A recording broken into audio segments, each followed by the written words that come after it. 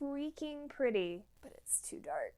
Oh my gosh. I really wish it wasn't.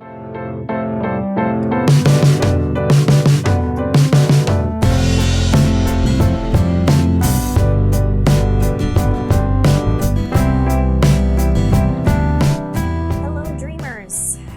It is me, Jacqueline. Today you are looking at all of my highlighters, and I am ashamed.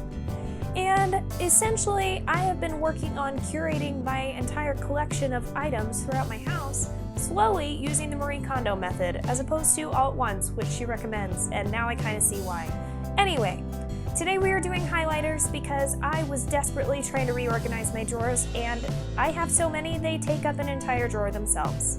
I only have a small Alex unit here, and I would like to keep it that way. I would rather just keep it a usable amount of products, personally. Maybe that sounds crazy, considering what I do, but believe it or not, I actually purchased every single thing in here, aside from, I believe that one, which was given to me. None of this was PR. I don't receive PR. No one knows who the heck I am. There were a couple stacked on top because I realized they were hiding out in another drawer, and if we're gonna do a declutter, we need to do it for real. So this is my entire highlight collection.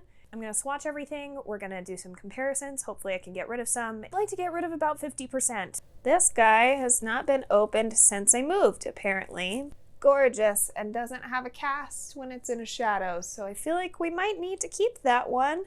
I'm going to set it aside for now. Lovely. I made a little mess for myself. Yeah, this one too. Not been opened since I moved. It's not surprising. Loose highlights are not things I reach for often.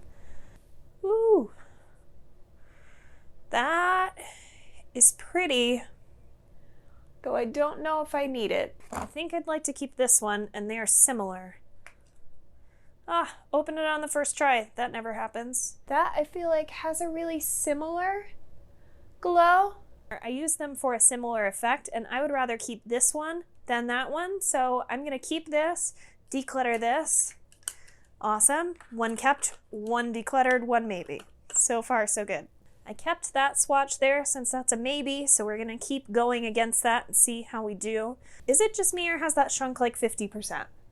I feel like this one is deciding for me that it needs to go bye-bye, but maybe we should just give it, oh.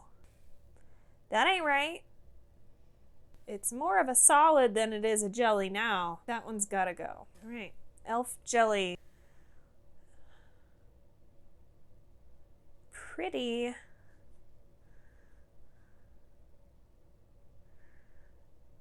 Almost want to keep it as like a body highlighter, though that's the only use I can really foresee it for, because it dries down quickly and then it doesn't really move. So I kind of want to keep this. I almost just dumped this jelly highlighter in that drawer. Oh my goodness, if you were watching this holding your breath, I'm so sorry. I'm gonna put this again in that maybe pile because, again, I'm not going to keep these things if I end up with an unreasonable amount at the end, which it's definitely going to happen, but we're going to have to sift through the maybes as well, I think. These are a painful thing to talk about. Let's do this. This girl's made quite a name for herself of late, and while we share the spelling of our first name, that's about all we share, and our makeup interests. This is what that palette looks like.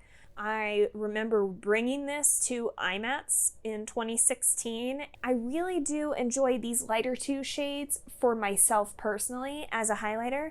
I did declutter my single of Champagne Pop a while back, so I do only have this in palettes now. 3 things in the maybe pile so far. This is not a good thing. I have Champagne Pop on the outermost, closest to my pinky, and then Prosecco Pop is the more gold one, closer to the center of my hand. I have the shimmery blush right there in the front, and then the 2 more matte satin finishes behind. I really like these highlights. I enjoy layering them. They are beautiful, particularly in the summer. That gold one I really enjoy. This is my most recently purchased Becca highlighter. There's our swatch. It is a beautiful neutral pink. I really love this highlighter. Of all the Becca ones I have owned, it is the most unique in my opinion.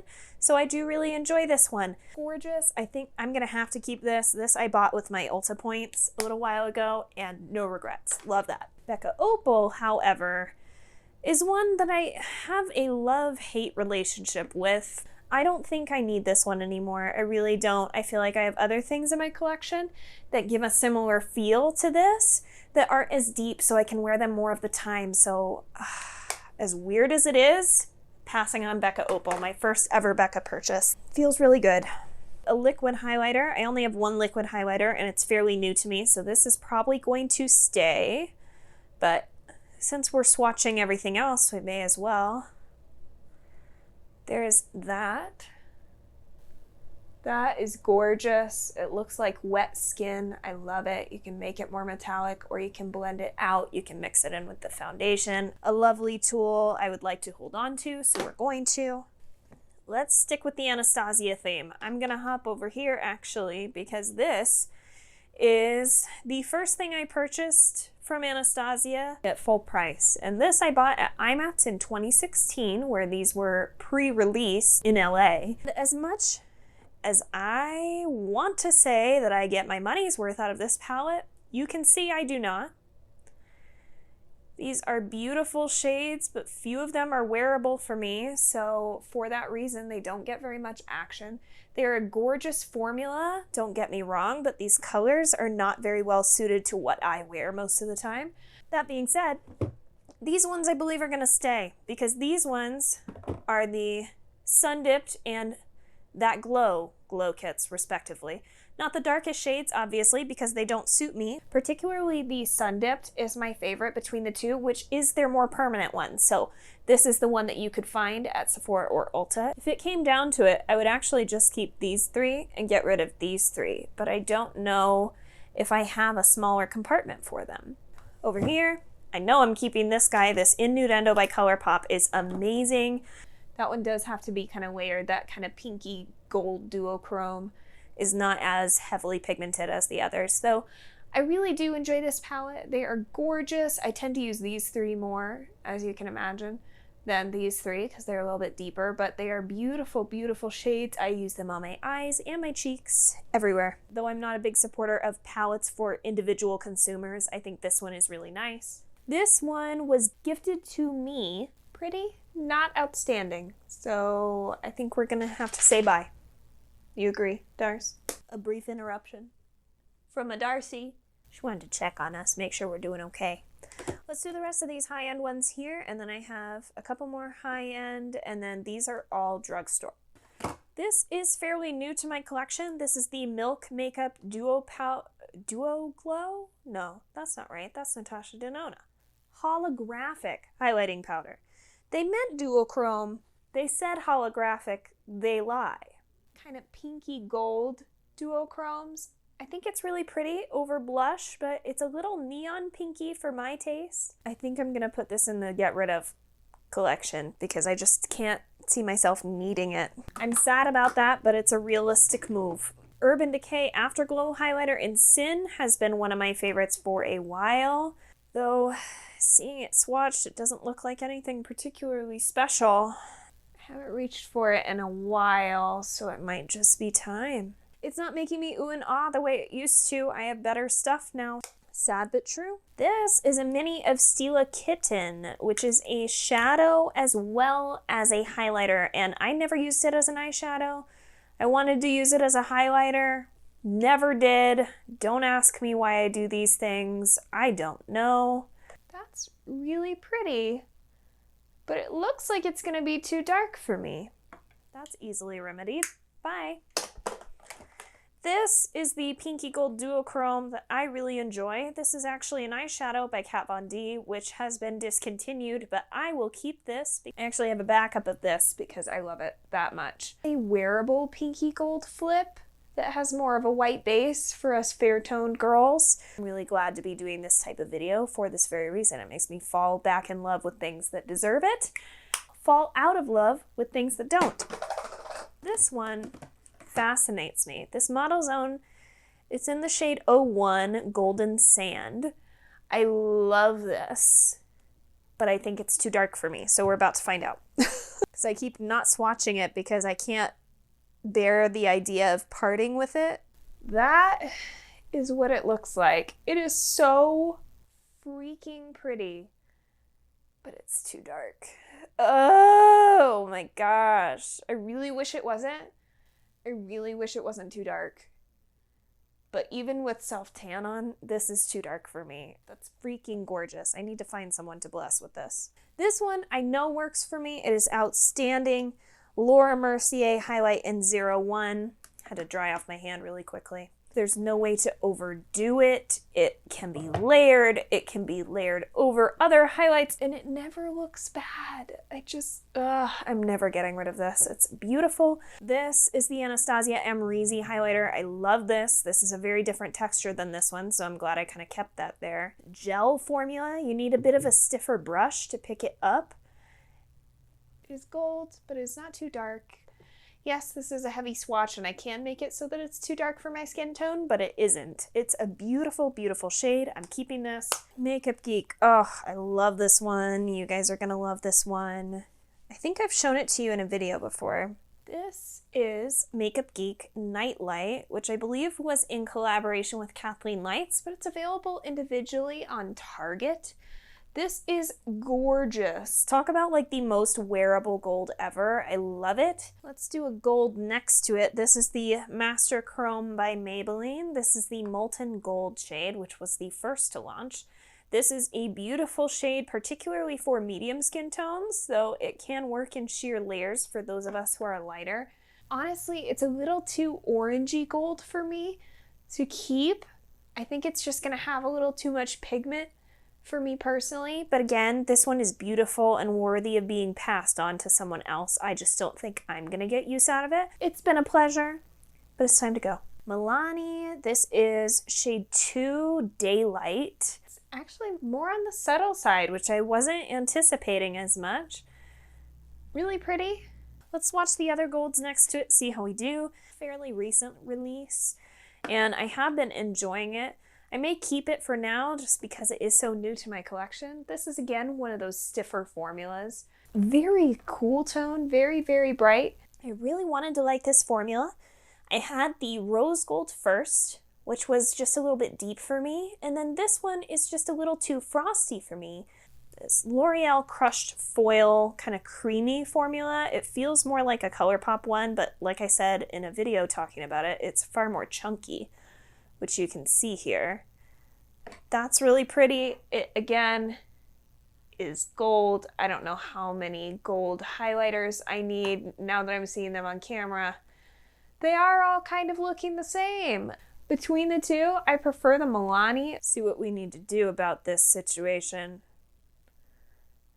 Those are different. Gosh dang it. Why do the ones I keep swatching next to each other look so different? Well, that finish is unbeatable, so I know we're keeping that. I'm just gonna move this to the discard pile because I already know I don't like it. If I have an axe to grind against it, it's not gonna get any better. We're gonna keep this one because it's my affordable, like, light gold that I can wear even when I'm fair. For the record, right now I have absolutely zero self-tanner on. This is just my natural shade. These guys seem similar in the pan. Let's see if they do on the skin. I have the Maybelline, and on this side I have the Wet n Wild. Quite different in my opinion. I would say this is much more of a blush topper, as you can see, because it's quite pinky undertoned. This is a highlight for me. It's one of the most unique tones of highlighters that I own. I really, really enjoy it.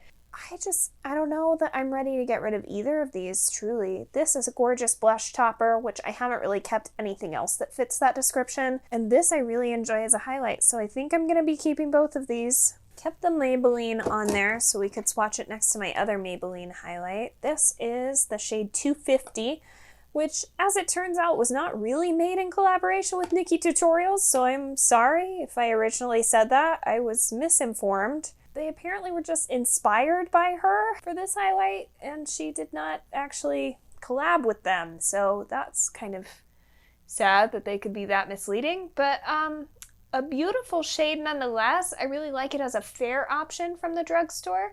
So I think I'm going to keep it as that because I love this formula and I love this color. This is the Maleficent highlighter, which is Mistress of All Evil.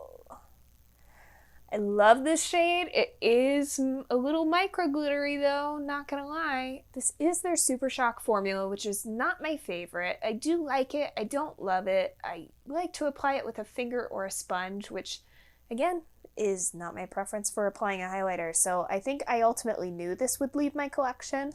It's just doing it sooner than I anticipated, but that's going. Wearable, neutral, gorgeous.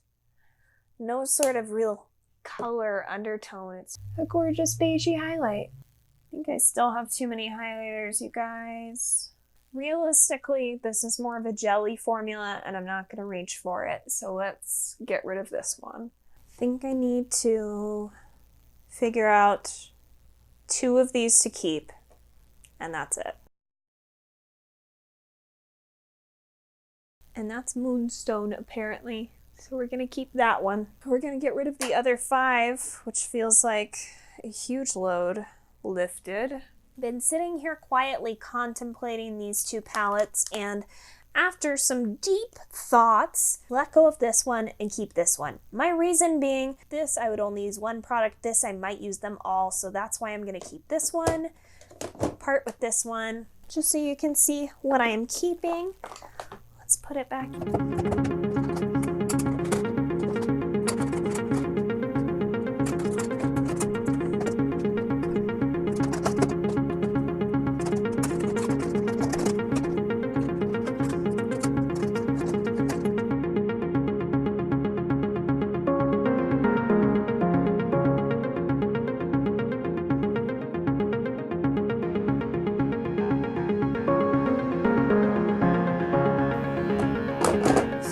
Accomplished right now. Oh, and the one single I kept from the Anastasia palette, I moved into this palette that has more blushes and stuff, is why you didn't see it before, but that kind of lives here. I also keep my blush and bronzer in this drawer, at least that was the goal, so we have gotten to that point. I'm really excited. Not sure just yet, we'll do it like that for now. I will finish organizing this drawer without you, but thanks for coming along on this declutter with me. I hope you enjoyed, and I will see you in my next one. Bye!